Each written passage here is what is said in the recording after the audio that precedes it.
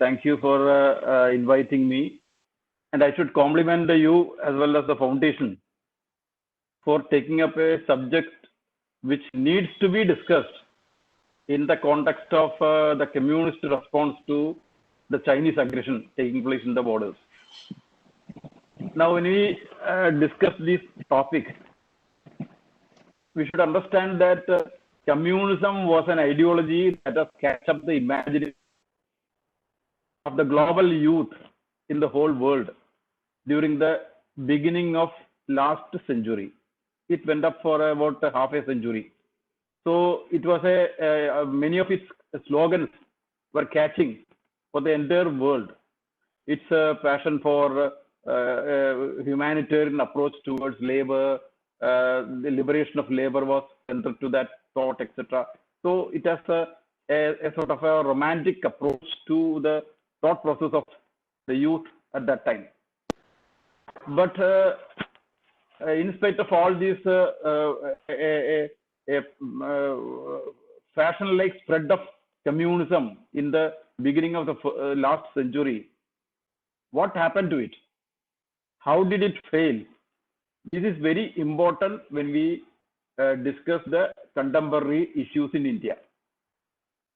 Now, 2018-19 was historically very important for the entire all the communists in the entire world, because that coincided with the 100th year of October Revolution. It coincided with the 150th year of Das Kapital, the Bible of Communists, and it also coincided with the 200th year of Karl Marx. But we didn't find any celebration in the communist camps. Why? Because ideologically communism is dead now. In Kerala also, we don't find any ideological challenge from the side of the communists. Now the challenge is mainly strategic and propaganda level. A propaganda battle, strategic battle is taking place on the side of left. That also we have to discuss a part of this issue. Now, why communism failed? What happened to it? Only a little background I would like to say.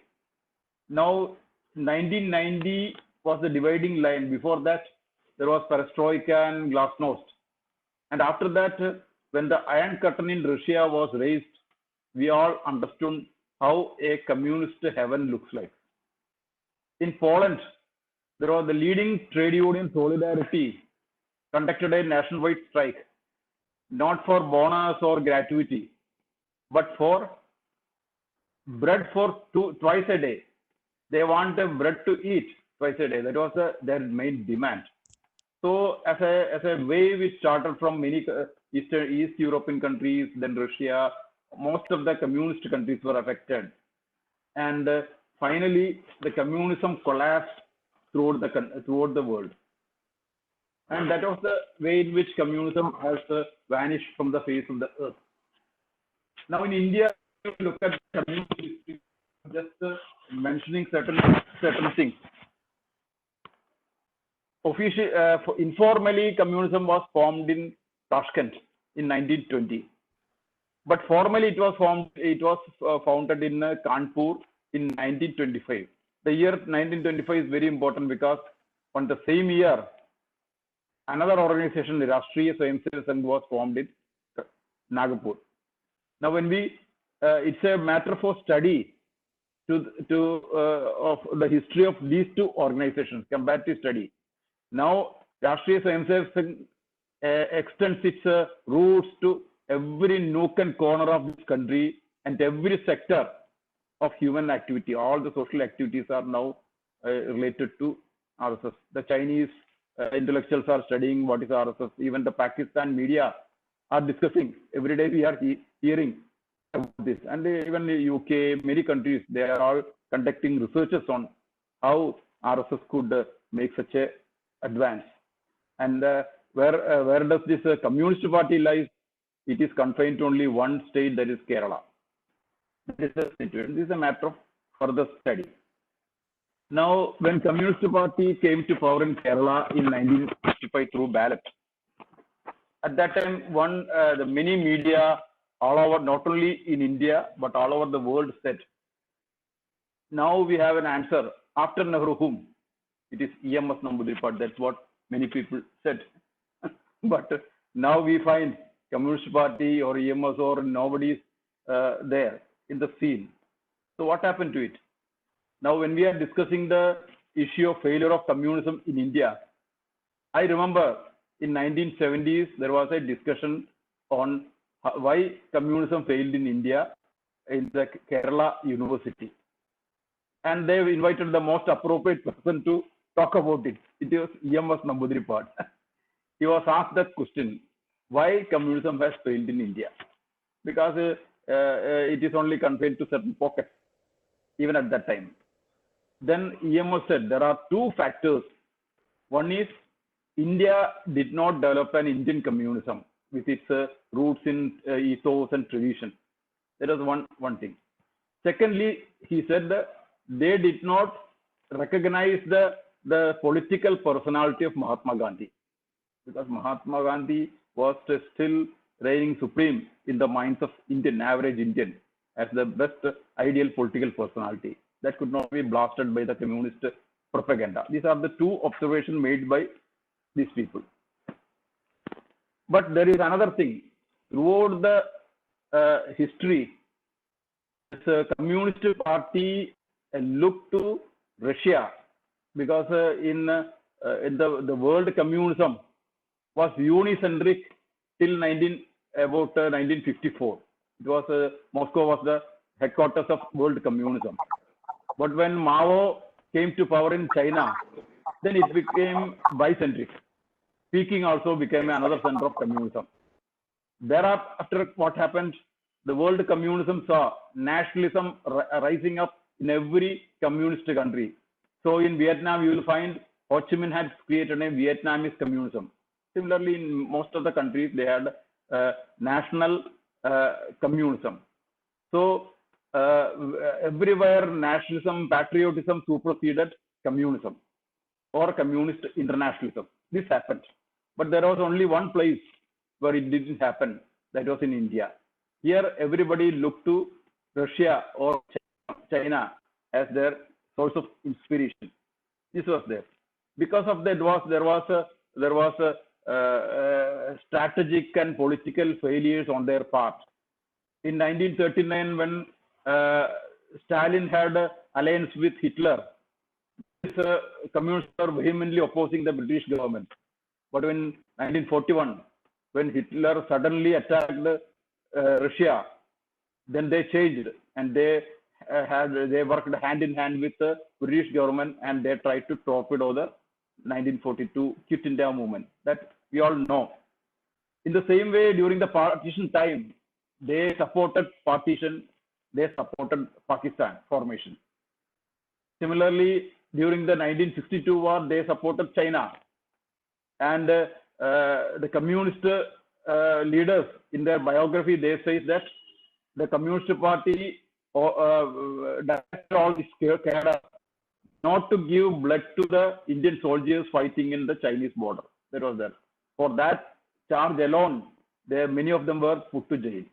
Similarly, the Russian ambassador later wrote, he said EMS Namboodiripad has gone to the Russian embassy and talked to the Russian ambassador that they should not condemn the Chinese aggression on the border. That request was there. But after 62, there was a sharp division in the Communist Party, and those supporting Russian national imperialism, they became CPI, and those who are supporting the Chinese national imperialism, they became CPM. Now, in the same way, there was another stream also, that is the Naxal movement. Naxal movement is also very important in our discussion, because many parts of India, Naxal movement is very powerful now. They are in the tribal area. They are creating a lot of issues. So, how Naxal movement also has started? In the West, there was one person who believed in violence and who tried to study RSS, and he said RSS doesn't have that much radical Hinduism. So he joined Hindu Mahasabha. He was Nathuram Godse. In the same way, on the eastern India, in Bengal, there was another person who wanted to study RSS, who had debates, discussions, discourses with our Sangha RSS Karyakartas and our workers in Bengal. Say he used to talk to on many things regarding Sangha, and he said Sangha doesn't have a successful economic line, so I am separating from it, and he formed the Naxalbari movement, that was Charu Majumdar. So on the west and east, you will find such two violent people living, accusing RSS not that way aggressive or radical. Then when you look at to communist rule in West Bengal, Jyoti Basu came to power in 1977, and after his government never celebrated Independence Day till 1990. Till 1990 he didn't celebrate, and only in 1990 he hoisted Indian flag during the Independence Day in the Writers Building in Calcutta. Similarly, the communist parties in India, they did not hoist national flag in their offices. That first time it was done on the Republic Day of 2017. Just 3 years back, the first time national flag was hoisted in the Communist Party office. So these are the way in which they have betrayed, they are cheated. These treacherous people have behaved to Indian nationalism. Still, it's an amazing thing that Indian democracy tolerates these people. We are so tolerant to these people. So that is the thing.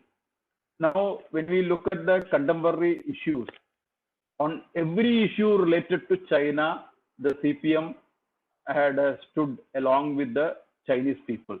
When Dalai Lama visited Arunachal Pradesh, along with the central minister, then China opposed it. Along with China, there was a party in India, that is CPM, to oppose the same thing. Similarly, they wanted plebiscite in Kashmir. Every time they were arguing for plebiscite in Kashmir. But on a fine morning, our Modi government, they removed Article 370. They divided Jammu and Kashmir into 3 union territories. Nothing happened. So that is also a political failure for these people. Similarly, in JNU, they stood with Kashmiri terrorists, and even in Delhi, in the press club, these people supporting some elements, they conducted a seminar in support of Kashmiri terrorists. To that extent, they are doing it, all these things. In Kerala also, they took political advantage on 2 issues. One is they formed a Malappuram, formed a Muslim Jilla Malappuram. And later, the Congress also identified this as a minority appeasement. And when Saddam Hussein was executed by America, Congress as well as the CPM, they committed each other to declare Hartal in Kerala, as if Saddam Hussein is a great religious leader of this community. So in the same way, they tried to attack Hindutva in the Sabarimala issue, but they failed in the next election. They felt that they realized the heat that was there. That was the way in which they are doing. Now, looking at their developmental aspects also, it's also worth saying, because I have mentioned the Poland issue, how after the Iron Curtain is raised, many of the communist countries were in a pathetic situation. The East Germany, ruled by communist regime, they are one of the most backward area in that Europe. And West Germany was, which was by non-communist people, they are much advanced. So this difference after the partition we have seen in Germany. Similarly, same thing happened in India also. After the beginning of this millennium, the development aspect of Indian states have come up. And there, Gujarat, led by Narendra Modi, came first in development, whereas West Bengal, which was ruled by Communist Party for the last 30 years, they came on 22nd position. So during the 30 years, what they were doing for the development of the common man, that needs to be discussed in detail. Further, they also in the developmental aspect, they did not look to their ideology. In 2008, Buddhadev openly said, we embrace capitalism because without industrialization, we cannot progress. So we embrace capitalism. And Jyoti Basu also supported. That was the biggest thing. But ideologically, they are dead. A political party also, they could not catch up the imagination of Indian people. But on one front, they are still succeeding. That is on the propaganda battle. When you look at many of their issues, they have performed very badly, but they will accuse the same thing against others. For example, they accused everywhere in all forums that RSS is Gandhi murderers. But we should understand that Nirmal Chandra Chatterjee, who was the Hindu Mahasabha during the murder of Mahatma Gandhi, that Nirmal Chandra Chatterjee was later became an MP of Communist Party. Why did they make him an MP? This is a question that they have to answer. Still, they will say RSS is Gandhi murderers. Similarly, during emergency, the CPI joined with Indira Gandhi in that autocratic regime. Still, they talk about very much about democracy and other principles. Similarly, they attack this government as a corporate people. They are supporting, the government is supporting corporate people. But you have seen in West Bengal, in Singur and Nandigram, they shot at the farmers, not for bringing the dictatorship of the proletariat, but for bringing a capitalist Tata company in that area. Similarly, when the feminist movement became very active in India, women's liberation movement became very active inside Communist Party. There was women organization very much active in women's liberation. Then the theoreticians, including EMS, directed them. No, this is wrong.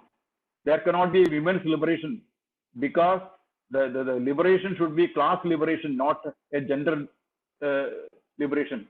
If you raise the slogan, women's liberation, that will divide the class unity. So that should be stopped. So they stopped that idea of women's liberation. Still, you will find in all the discourses in India on feminism or women's liberation, all these communist people are very active. Similarly, in China, there was the 996 agitation. That is, people were asked to work from 9 in the morning till 9 in the evening, 6 days in a week. That is called 996 movement. They are protest and other things, and Chinese government vehemently oppressed that movement. Still, the communist trade unions in India, they argue for workers' rights and other things, even though they think China as their motherland. Similarly, they could establish May Day as a Labor Day, and many other people also, without knowing what is the background, they celebrate that May Day. Similarly, Women's Day also, that is also a communist agitation against the the Tsar government in Russia. That also is being celebrated on March 8th. That is the story behind that thing. So these are all happening. Similarly, the most dangerous aspect of communist movement is they have conducted the largest massacre, genocide in the human history. They are what Stalin has done is much more than Hitler or any other people. Similarly, Pol Pot also has done, Mao has done. So these people are very much for annihilating people for their ulterior motives. This happened in India also. That we are not discussing much. When there is a widespread discussion on Gujarat riots accusing Narendra Modi, we forget to discuss about what happened in Marichapi Island in West Bengal during the Jyoti Basu regime. In 1979, about 10,000 Dalit Hindus who were the Bangladeshi refugees were massacred in Marichapi Island in West Bengal. Now, last year a book has come up, The Blood Island, written by Haldar. He has written, he has given the narrations given by the living survivors about that Marishapi. They say that about 10,000 people were annihilated there. Similarly, mainstream has come up with the statistics of political murders that happened in CPM regime. They say that nearly 55,000 people were killed during the regime by the state apparatus, with the assistance of state apparatus. This is also still they accused Narendra Modi and other people as this type of people. So that you can understand the propaganda machinery. They are so clever in manipulating that machinery. And the latest example also I will tell, that is about the Kerala model, Kerala government's efforts in containing the pandemic. The Kerala has the one advantage for Kerala is it has got a high social capital. The literacy level is high, the health level is also high. That is because of many aspects, mainly because of the Hindu Renaissance movement that started from the beginning of the last century. So many social movements were responsible for such an achievement. But the communists claim it is their achievement, and they could propagate it to international media also. International media also was giving the interview of that health minister in Kerala, etc. But the tragic thing in Kerala is that even under the direct nose of all these governments, it's in Trivandrum, has to be closed down, has to be locked down. About 3-4 days back it happened. That is the maximum cases were reported from that place. So if you want to have a miracle in corona control, there is one place, that is Uttar Pradesh. Under the Yogi government, they have created a miracle. Uttar Pradesh population is about 6-7 times that of Kerala. Till today, the active cases, corona cases, only about three times, less than 3 times right now, because corona has increased very much in Kerala right now. Less than, and we should understand that social capital when compared to Kerala is very much low in UP. The literacy level is low, and the chain of hospitals also is very less. Still, the government, because of their active intervention, they could contain the corona cases very much. This is a miracle throughout the world, because UP is the 6th largest populated place in the world. China, India, then America, Indonesia, Pakistan, and then comes the largest population, UP. Still, this miracle could be happen. That is the lowest, probably when you look at the world ratings, the lowest will be in UP. So, but we doesn't have that type of propaganda propagating these things. That is to be discussed. That has to be highlighted. But unfortunately, the leftist people are very much in propagating all these contradictions in their favor. Now, in the contemporary India, ideologically, this communism has failed, politically also failed. But how this propaganda and this thing intellectual level they are surviving? How they could? There is a you can say there is a Shadyandra going on. There, all those people who are fighting otherwise, they have come together in the contemporary Indian context. And their target is Sangha school of thought. That is their main target. When you look at who are the people who have come together, it is the left liberals, so-called people. They are the left fascists, but they claim as left liberals. And the urban Naxals, urban Maoists, they also have come together. Then there is an evangelistic funding agencies working with crores and crores of money giving to such anti-national activities. That funding agency, they also have joined hands with these people. Then there is the jihadi elements. They also have a lot of funding sources. They have also joined together. So all these forces are now come together, and their main attack is Modi government, then Sangha Parivar. That is the main that is working very effectively with highest professional efficiency they are working. But they are weak only in three areas. Three areas they have already, their report says we are very weak in three areas. One is in labor field, where Bharatiya Vastu Sangh is number one organization. Then comes INDUC. Then only comes the communist and socialist trade union. Even though working class is their base, still BMS is number one in that. So there is a nationalist trade union reigning in that area. Similarly, in the student area, AVP is number one. There also they don't have much thing. Similarly, third area is farmers. In farmer sector also they don't have a very good all India level presence. But there are many areas where they are very strong.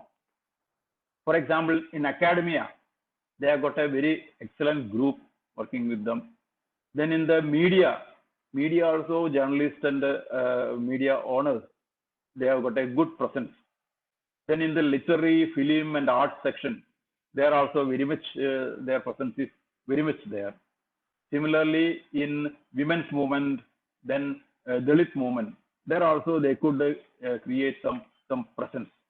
Then in all these places, they are now dominating. So in many issues related to India, they create the agenda. They decide. They claim that they decide what India should think, what India should discuss. That is what they think. Now, English newspaper which is totally leftist oriented, which is still publishing articles on supporting the China, that newspaper is now proposed for the entire all the IAS coaching centers in the country, that everybody should read that paper daily. So this is the way in which this Shadiyandra at the intellectual field is working. So this is the greatest challenge before the Sangha School of Thought. There we have seen how Trump has identified this issue in America. Trump recently, 2-3 days back, he has announced that there are radical leftist people dominating in two areas. One is there are radical left dominated universities in America. Similarly, in media also, there are many left people. They are the people responsible for the violence in many of the cities that happened during the last 1 month. And they said these universities were the epicenter of all this violent activity they are identified. So he said that the government will withdraw tax exemption to these universities. The government will not give funding to researchers taking place in this country, because it's all they are teaching, they are indoctrinating rather than teaching. That is what Trump said. They are indoctrinating people for students for violence, not educating them. That is what he has said. So in that way, he said, so we will be withdrawing all these facilities that he has said. So now, so we have to be very things. We have to be very assertive on Indian ideals, Indian ethos, and our tradition, and standing for truth. That also we have to assert. For we have to say the postmodern thinking should be in these lines. So for that part, we have to create ourselves and create a good battleground for in an intellectual and propaganda battle. With this confidence, definitely we can win, and that will be the last nail in the coffin of this communist movement in India. With these words, I conclude. Thank you. Thank you so much. Dhanyavad, Sajiji. I think it was effectively really an effective keynote. Wide sweep from Kanpur 1925 down to Trump to today. You have actually analyzed a wave and array and dimension of events in the backdrop of how communism has come up and has crashed. some of your very key and important points that you make is actually I mean, sometimes you have said so much, it is also very difficult to absorb all of it while you're speaking. One wants to listen to your sentences again and again. But you started off with this very interesting, the most fundamental thing was that communism is ideologically dead. And it has now resorted to propaganda, and the kind of propaganda that it has resorted to. And then even in a deeper, you have touched upon the Kerala model, and you have busted the Kerala, so-called the narrative of the Kerala model, and how it has actually been grafted on a much deeper Hindu renaissance that took place, reformation that took place. You reminded us of this entire nexus and network of urban naxals, evangelism, and jihadi forces, wherein is where the communist groups are supporting these. And you have also hit that, where you have reminded us that it is in the labor field that they have absolutely gone weak completely. Even that has gone out of their hand. An ideology less conglomerate, which is only focusing on the academia, media, Dalit issues, women's issues. And you have rightly also asked us to focus on assertiveness of the Indian ethos. And I think this has been an extremely enlightening and motivating and stimulating keynote that you have delivered. And for us, especially, there are two things. You reminded us that they supported the partition resolution and Pakistan. And I want to tell our friends here that the communists, when Dr. Shama Prasad Mukherjee said that no, we cannot allow the whole of Bengal to go to Pakistan, we want partition of Bengal. The communists had said, yes, we don't want partition of Bengal. We want Bengal to remain united, but we want it to go to Pakistan. So you also reminded us of Morit Jhapi. I don't know whether Deep Haldar has joined. Usually he joins us. You reminded us of Morit Jhapi, and I'm glad that 40 years after Morit Jhapi, that narrative is again coming up on the surface. Thank you so much for such a enlightening and inspiring keynote. We're extremely grateful. I would request Dr. Balakrishnan ji now to please come in and to make his to share his thoughts with us. Balakrishnan ji. Respected members of this, thankful to you for inviting me to this discussion group, especially Sanjay Narayan ji has spoken almost every topic and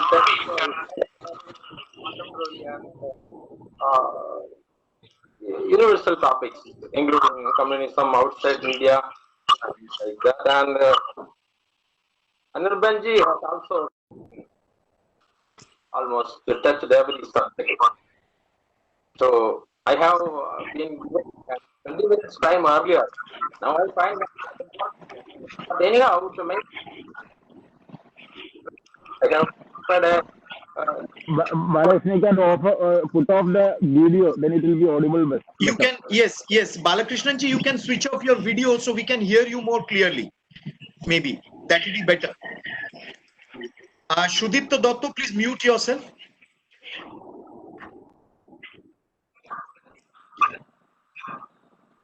my video is open. Yes, but it's not so. Yes, can you now? You can speak, Balakrishnan ji. Yes. I am speaking. Yes, this is much better. This is much better. Much better. Okay. When we are discussing about future of failure of communism, we have to discuss it in two parts. I think one part is pre-independence period, and then failure after post-independence period, and also some general aspect of this. I will confine with it in 20 minutes, possible. Communism is a political movement that tried to build an egalitarian society. Greatest experiment to build an egalitarian society was conducted in Russia. It failed not because there was a revolution or there was an attack on Russia. It failed because it could not maintain economically. Economic sustenance was impossible for it, and so failure from within, not and not because of any revolution. Communism was brought in with the revolution, but it disintegrated even without many guns firing. That is the thing. That means communism cannot sustain itself. And then, beginning of modern communist idea, we have to go into historical details. Then we will find that, I will make a few sentences. If you go into historical details, you will find that first communist attempt was made during French Revolution.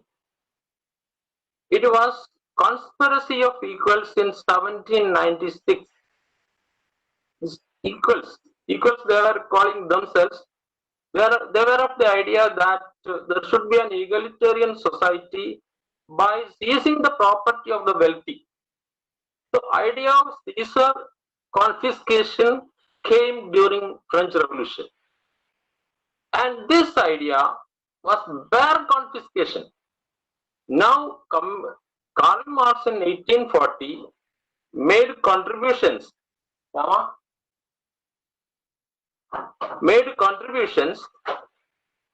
This is not working. Yes, we are hearing you. We are hearing you. We can hear you, Balakrishnan ji. By theoretical substantiation of the same idea that had happened during French Revolution. And in 1840s, he made he wrote so many books, and the main idea he submitted in these books was that communism will be an outcome of the struggle between proletariat and bourgeoisie in a highly developed industrial society. See, there is a point here. Communism will come as a result of the conflict between proletariat and bourgeoisie in a highly developed industrial society. Neither in Marx's time nor after there was a revolution in any advanced capitalist countries. Revolution came in 1917 in Russia, which was not an advanced country. It was the industry was not advanced that much, but still revolution took place. That was a falsification of Marx theory. Marx had said that revolution will take place in advanced countries, and what had taken place was in backward Russia. That means falsifying Marx law. And then again, this revolution justified by Stalin. What did he do?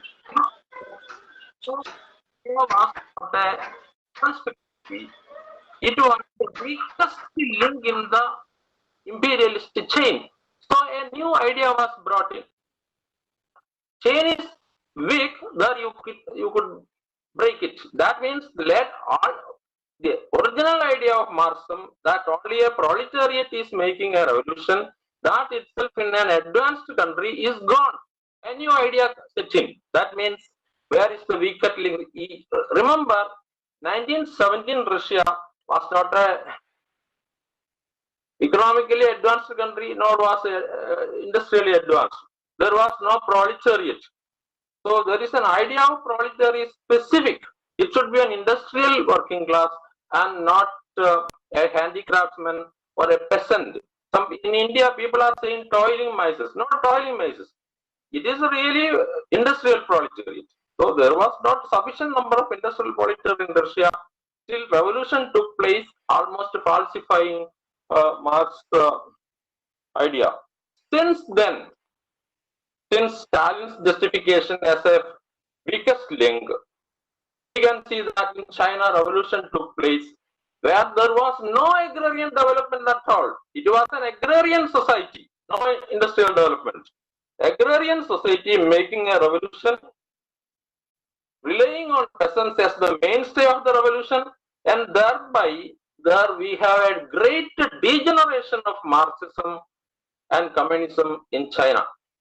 And now you see, if you see, go to Cambodia and Pol Pot and Naxalite in India, you will find that still they are relying on tribals. not even agrarian peasants. Marx said proletariat, that is industrial working class. Then there was a degeneration where there was not enough working class. Now, thirdly, in China, when we come to China, we have an agrarian society turning into communism and inventing a new theory, actually, people's democracy, to justify its distortion and degeneration of Marxism, not a development. When it comes to Indian Naxalites, they are actually relying on tribals who are not even agriculturists. They are not contacted with the modern civilization. No idea of modern communism. Still, they call themselves communism. That means if we look at the international phenomena, we will find communist idea have degenerated to a great length. It has completely distorted beyond recognition. There is no communism here because Marx was very much an advanced person, claiming that his principle was mainly a scientific socialism relying on most advanced class proletariat, and in most advanced countries of capitalism where productive forces have developed into such a length that it can be transformed into socialism. So his idea of socialism and communism has got a decline in Russia, China, as well as Cambodia and India. It is no longer communism there. So it was Lenin, as a staunch loyalist of Marx, was claiming that he was actually against revisionism. But what really happened was that starting from Lenin, Marxist doctrine was falsifying, getting degenerated and declining. So we have that history now. And now when we come to India, we see that India is not even now an industrially developed country. When communism came to India in 1920, it was not an industrially developed country at all. It was an agrarian society, sometimes pre-agrarian elements remaining in many parts of India, especially, for example, in some parts of Orissa, Bihar, and other areas where even tribals are there. So in such a society, it has come not a communist principle. But from the beginning, Lenin had actually warned Indian communists that no communism is possible actually in India. And so you have to go with the nationalism and nationalist movement and should support Mahatma Gandhi. That idea was there. But Indian communists never heard it. Anyhow, in 1920, many people in India were attracted towards communism. Because the revolution took place in 1917 Russia, the idea electrified young people everywhere in the world, along with intelligentsia in India, and they got attracted towards the movement. And then small groups began to develop in every part of India, especially in cities. And at that time, Manabendra Bhattacharya, one of the freedom fighters, went to Moscow and met Lenin, and then formed the Communist Party in Russia, Indian Communist Party in Russia, a group of 10 people by 1920 December. And these communists that formed the group, by 1920 December, there were 10 members in it. Of this, 8 people were Indians and 2 people were Europeans. And of these 8 Indians, 5 were Muslims. First secretary of the Communist Party of India was Muhammad Shafi Siddiqui, a Muslim.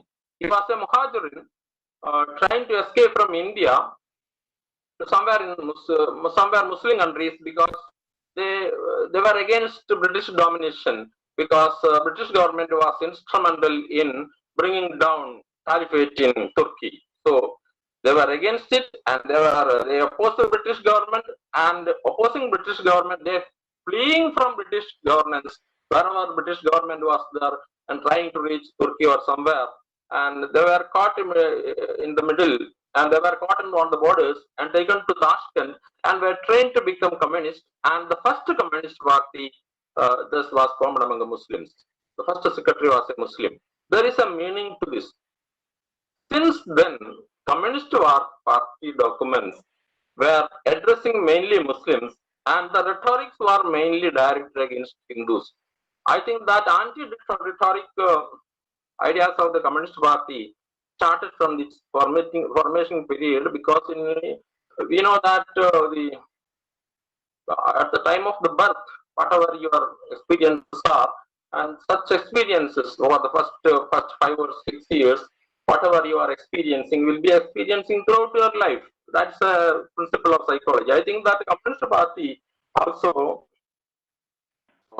has this experience, that it was formed among the Muslims, and rhetoric was addressed against anti-Hindu, and it is continuing still.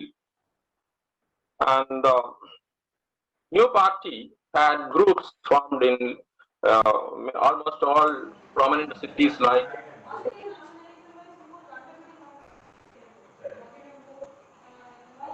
and these groups got nothing from Communist International and party that had formed abroad under the leadership of M.N. Roy. And in order to organize communist movement, to connect it with the peasants and working class, because they thought that these two people will be the main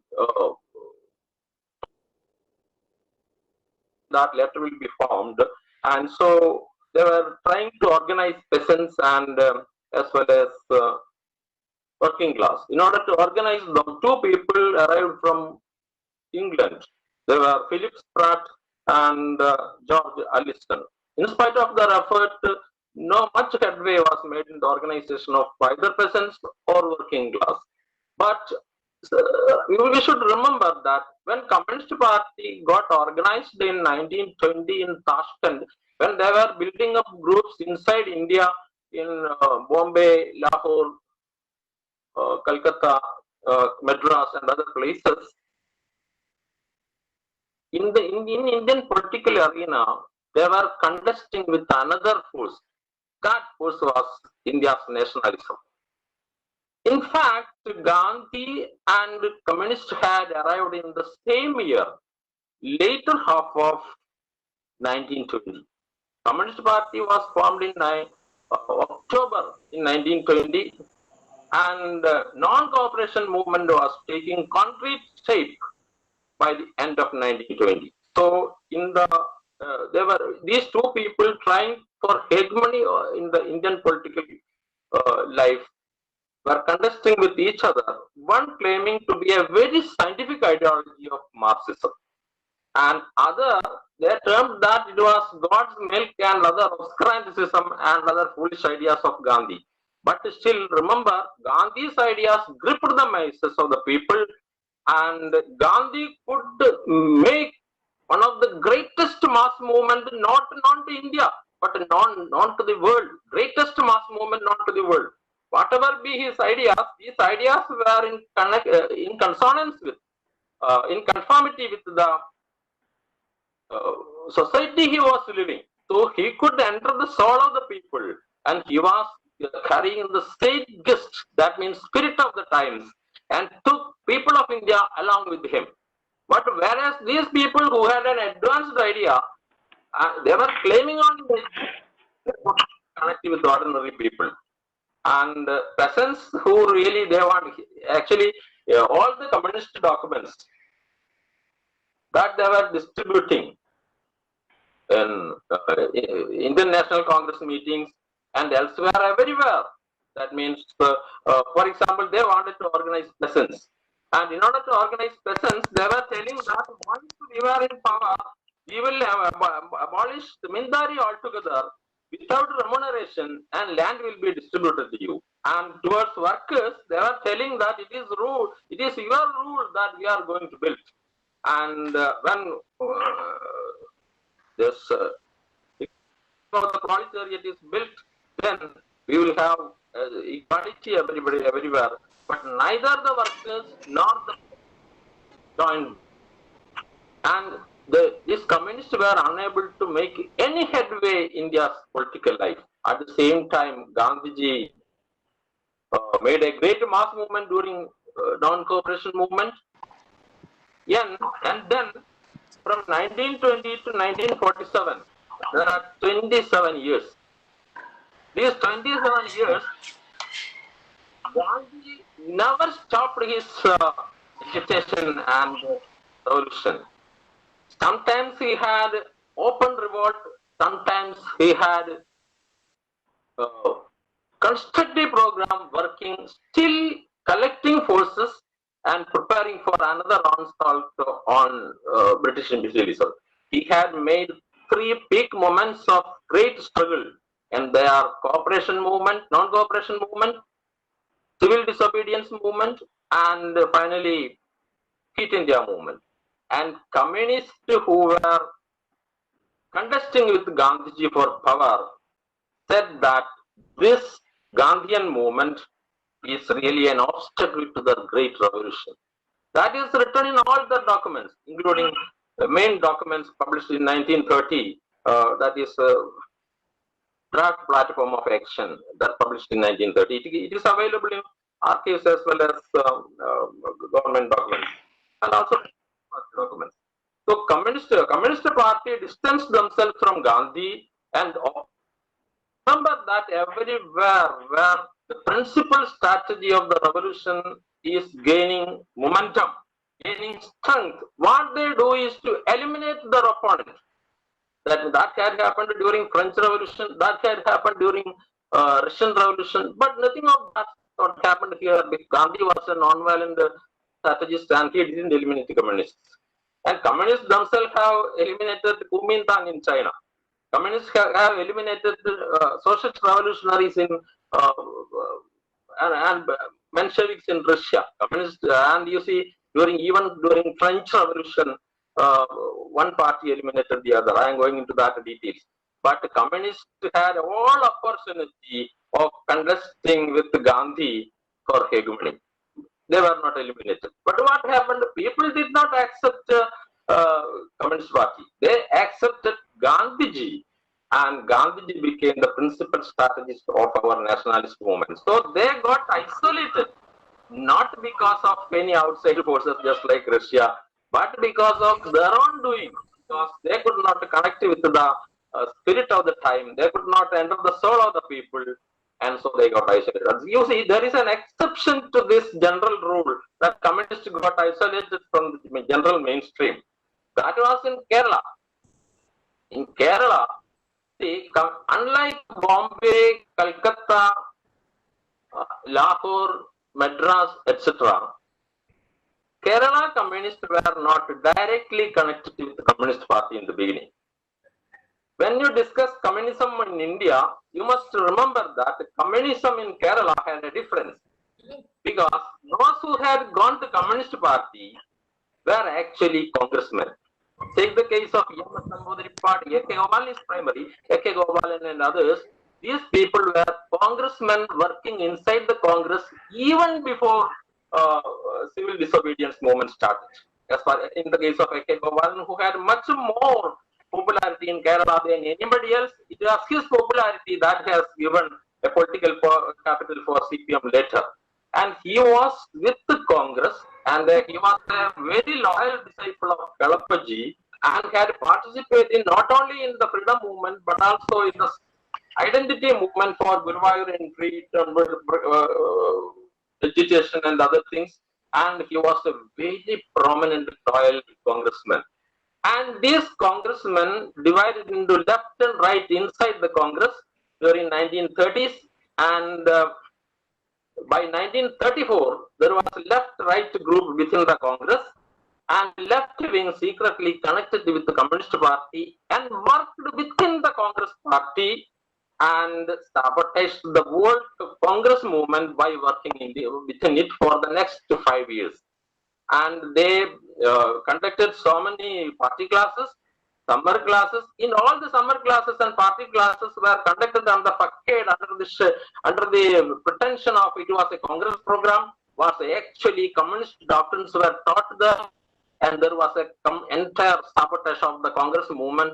It was the Congress movement that they took along with them, then they formed the Communist Party. Remember, the political capital that Communist Party in Kerala had made was not really a communist making, but a capital that they had gained, just like cheating in the industry. Because industry, you are going with an owner and working with him and knowing all the business secrets and taking all the clientele with you and forming another industry. Just like that, this Communist Party working for next 5 years from 1934 to 1939 within the Congress, many times capturing the Congress organization, that is KPCC, becoming office bearers of this organization, and then secretly turning every member of the Congress organization into communist and finally transforming themselves into Communist Party. That had taken place in 1940.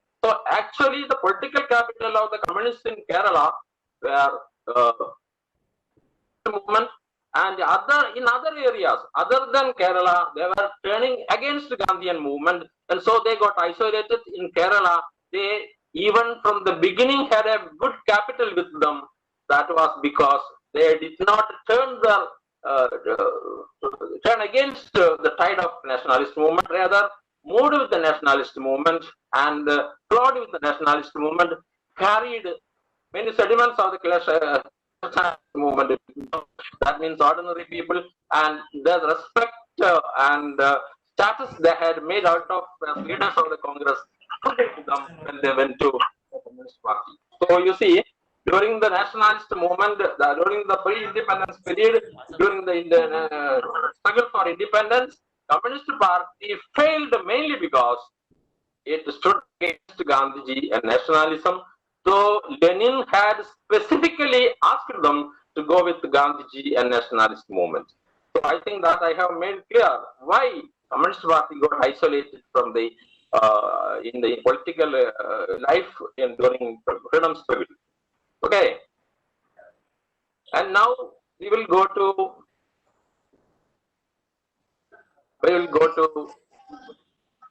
hello. And now we will go to why Communist Party after independence got still isolated. So I think that I have made some point and how Communist Party in Kerala got strengthened, but elsewhere it weakened. Elsewhere it opposed the Gandhian movement. In Kerala, they went along with the Gandhian movement for some time and then split up with the capital. Now you can see that after independence movement, in 1947, we know that independence was born. As far as communists were concerned, newborn independence rather astonished them, surprised them. They were taken aback by the independence. Never they have thought that independence will be born. Now independence is just before them, and India has become independent. They could not take it that easily. There was confusion within the ranks of the party. There was discussion within the ranks of the party. Groups were formed within the party, and P.C. Joshi was ousted from the party, and Ranadive took power, and he went with the earlier conservative view that India is not still free. When 1947 India became free, Communist Party in 1948 February, in second Calcutta Congress formed a thesis named saying that India is not free and we should go for armed.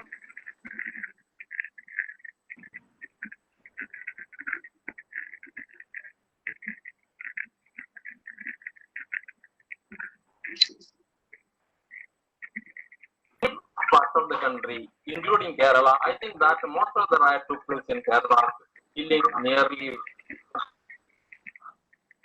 Okay, this you see, Communist Party, when India became independent, Communist Party did not take that India was free, and in the Party, told you that between P.C. Joshi and Ranadive there was split, and P.C. Joshi was sent out of the party, and then this continued discussion whether India was free was continued up to 1956 since the Palghat Congress.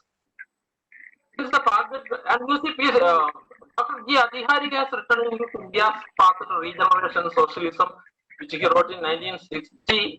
he said that Communist Party was discussing within itself that whether India was free or not. They were discussing. Rajkumar Tuli ji please mute कर दीजिए, sound हो रहा है, mute कर दीजिए. Okay, sir.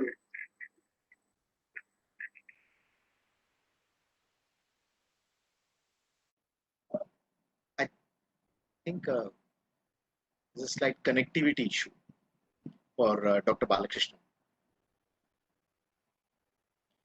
Amit, इस Nand Kumar ji join किए हैं क्या? ज्वाइन कर पाए? नहीं सर, अभी तो नहीं कर पाए सर. नहीं कर पाए. ठीक, अभी हम लोग बस इंक्लूड करेंगे. बालकृष्णन जी का एक बार देखो अगर प्रॉब्लम हो रहा है. Yes,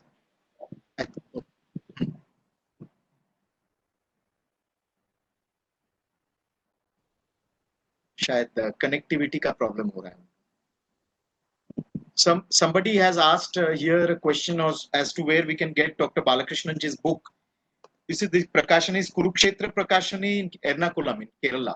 So this is a local publisher, but I think this is a book which is worth reading. And a copy of it, if it is still in print, I would urge all of you to get hold of a copy. And I think Dr. Biju Balakrishnan ji is, I think, having a connectivity problem. Yes, sir. Yes, sir. Looks like. Yeah.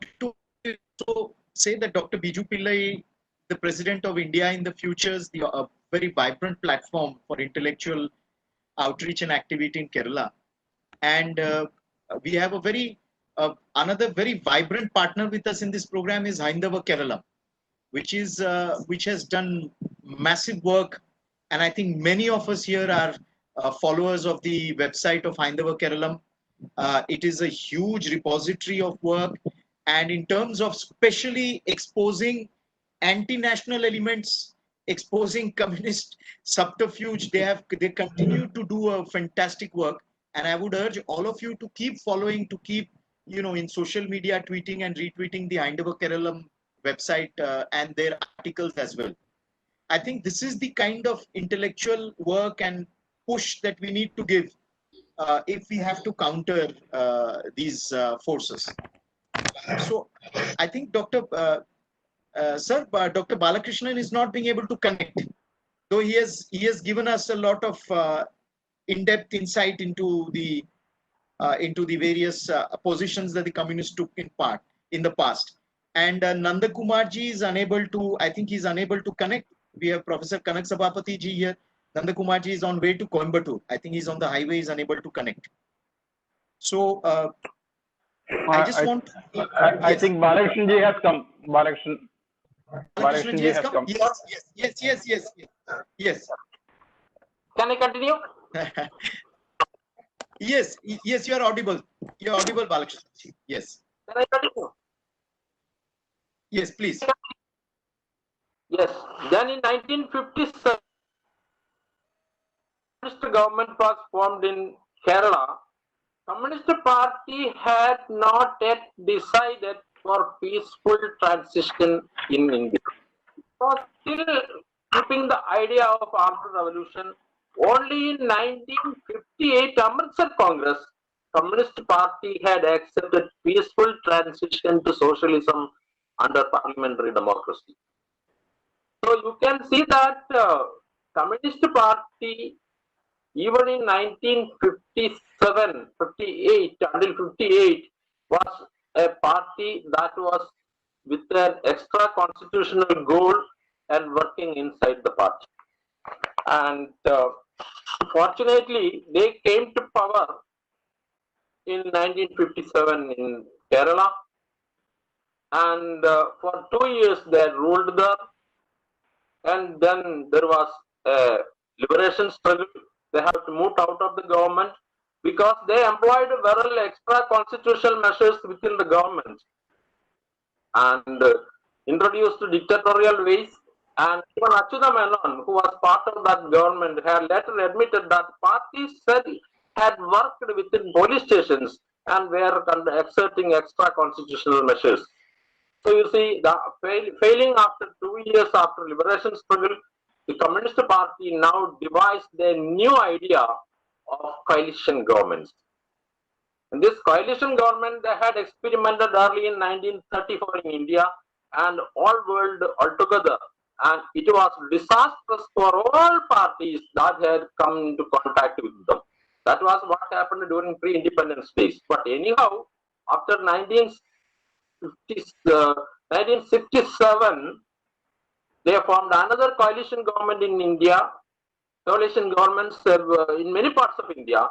In 67 in Kerala, 77 West Bengal, 78 in Tripura, and in West Bengal they continued uninterrupted government for 34 years. In Tripura they went for another 35 years with an interruption just of 5 years alone. In Kerala, fortunately, for about 60 years of rule, 60 years of state history, they have been able to rule only for 26 years. But you see, when we take into the actual growth of Communist Party, in the first parliament they had got 16 seats, undivided Communist Party.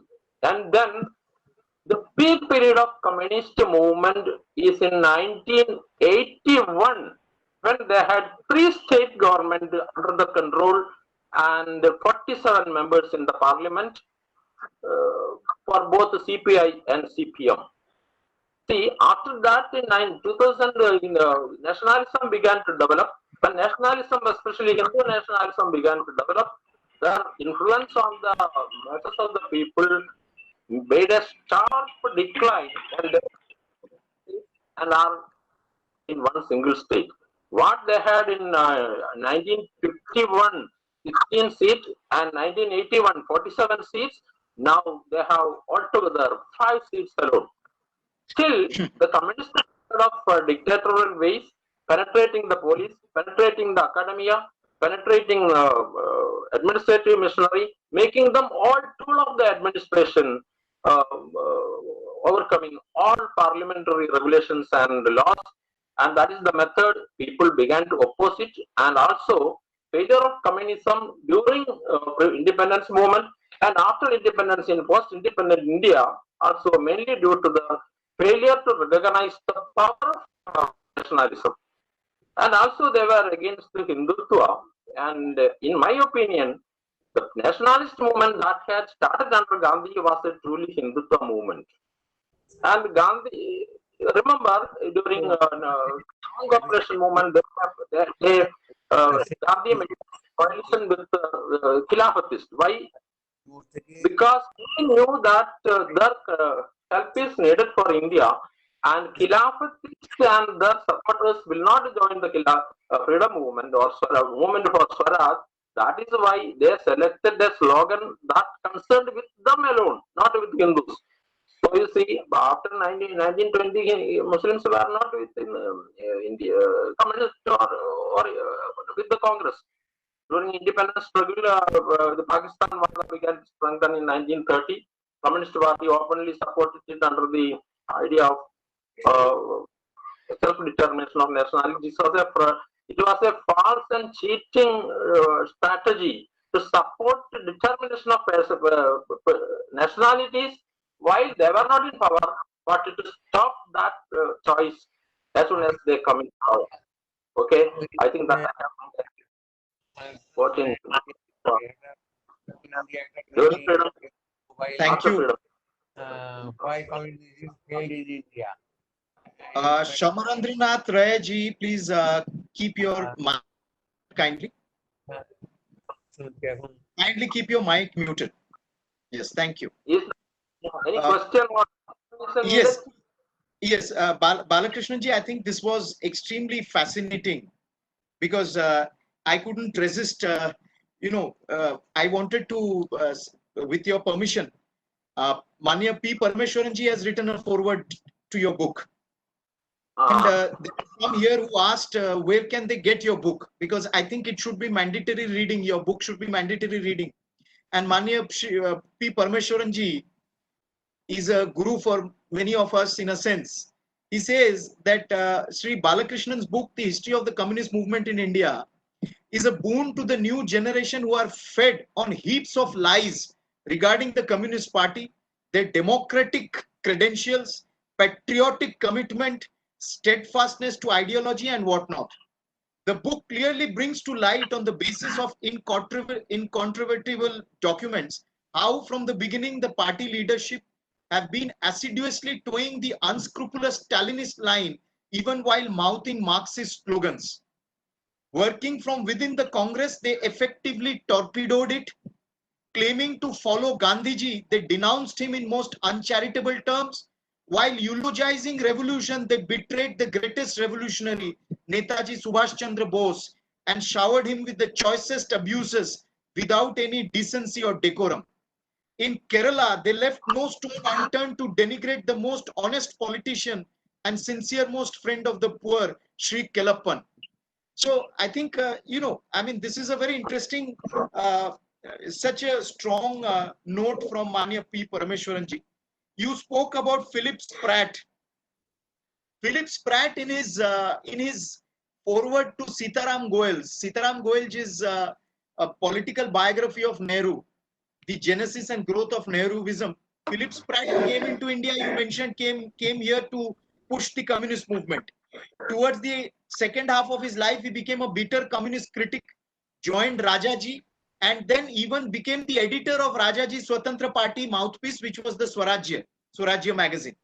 And Philip Spratt, in his forward to Sitaram Goel's book, says that Nehru's communism is revealed in the extraordinary favor he shows to the Communist Party, as contrasted with his marked coolness towards the socialists who put democracy first, like the Praja Socialist Party. Now he says, Nehru allows the Russian government and apparently the Chinese too to subsidize the communists. It has been admitted in parliament that the Home Department knows about some of these foreign funds. No other ruler in the world would tolerates this kind of thing. Why does Nehru? This is Philip Spratt after he transformed into Swatantra Party person. Now, somebody also has made a point here that CPI later on admitted their mistake, etc. No, so it is a very convenient communist kill mass, do mass genocide, and then you say that you were wrong. You apologize. Abuse Netaji Subhash Chandra Bose, and then you apologize. Abuse Rabindranath Tagore, and then you apologize. Support partition resolution, formation of Pakistan, then you say it was a mistake. So every time they get away with this. So I think, the latest is that the communists have been saying that Comrade Jyoti Basu voted in favor of the partition of Bengal and the creation of West Bengal when Shama Prasad Mukherjee demanded it. Very good. It's a good, but they never, after that, they have never discussed that. They have never accepted. They will keep attacking Shama Prasad Mukherjee, but they will never discuss with you what became the fate of the communists in East Pakistan. They could not even last for 3 months. They were imprisoned, thrown in prison, or they had to become refugees and come away here. Balakrishnan ji, you mentioned the Amritsar Congress 1958 of the Communist Party. Very interesting. In the Amritsar Congress, the communist leaders spoke in favor of granting citizenship rights and rehabilitation to refugees, Hindu refugees coming from East Pakistan. In 75, they saying that till 1986, till 1996, they kept saying that in parliament. But when CAA was passed, they were the first ones to oppose it, because the jihadis opposed CAA. It was a jihadi nexus, separatist nexus, which opposed the passing of CAA. Immediately, the present communist leaders also opposed CAA. So there is a lot of contradiction, I think, in these issues, and we have a lot of I think we need to go ahead and take this discussion forward. Also, somebody has asked, would be great if someone explained the role of communists in the growth of Dravida movement and anti-Hindu, anti-national agenda in every spectrum of life. In my view, it works like communism, atheism, mocking India, Hindus, jihadi, evangelists. I think this is extremely clear. So what I suggest, my humble submission is that this has been, I think, a very fundamental discussion. And the title came from Sri Sajiji, who suggested that we should start looking at these in a very micro level also. Failure of communism. 100th year of the founding of the Communist Party, and next year is the 100th year of the Mopla riots. And I would request you, I think many of you remember those pictures in Trivandrum, in Thiruvananthapuram, the anti-CA procession taking place, where large posters are being held saying that we will remind, if you pass the CA, we will remind you of Mopla 2021.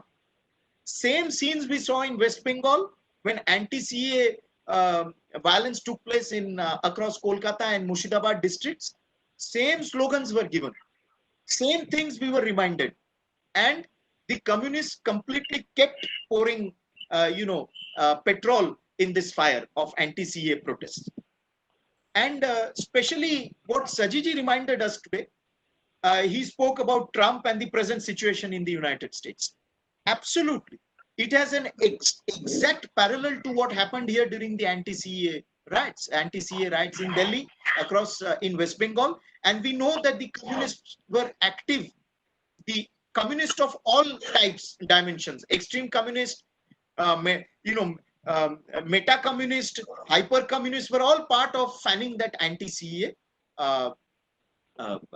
protests. So I think we have not been able to connect to Nandakumarji. So if there is any, I think most of what we have in the comment box are comments, and I think everyone has, we have immensely benefited from this. And so with your permission, I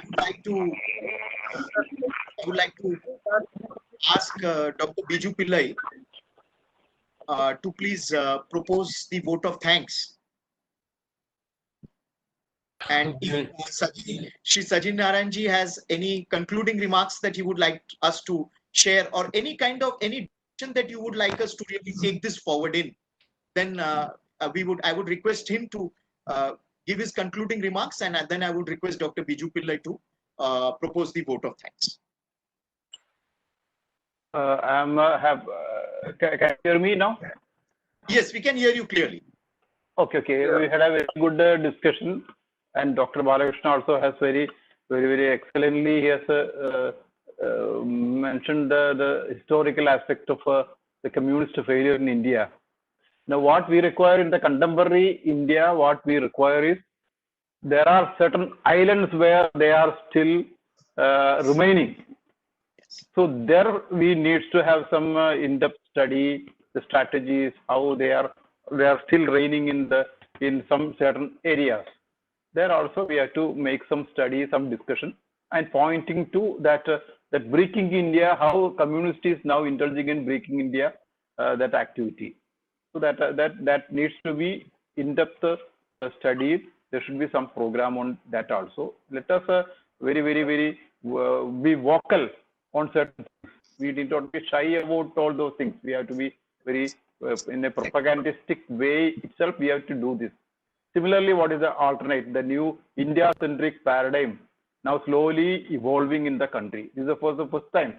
After Mahatma Gandhi ji has said Swadeshi, this Atmanirbhar Bharat is a new direction, change of direction. It's a paradigm shift in this thing. On a fine morning, you cannot expect everything to change, but it's a very excellent beginning, and how to bring Indian ethos, India-centric elements in all our national activities. That should be center of all our future discussions. So I think a foundation can take up that also, one by one issues. We will identify which are the areas we have to discuss, and that will be a good thing. That will be for the national development also. That will contribute much.